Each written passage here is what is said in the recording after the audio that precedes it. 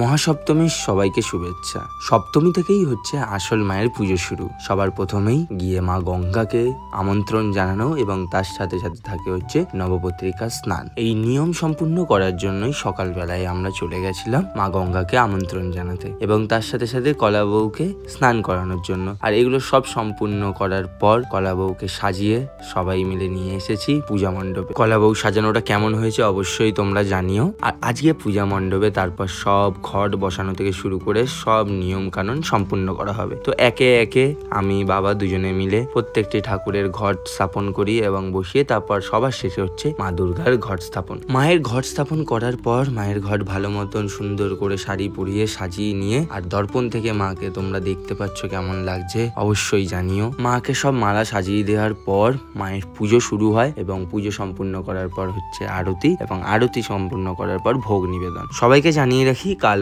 অষ্টমীর অঞ্জলি শুরু হতে চলেছে আমাদের পুজো মণ্ডপে 9টা থেকে 9:30টার মধ্যে। আপনারা যারা ইচ্ছুক থাকবেন অবশ্যই আসবেন। সন্ধ্যা আরতি কমপ্লিট করে আজকে মায়ের পুজো সম্পূর্ণ হলো। তো দেখা হচ্ছে আবার অষ্টমীর ব্লগে।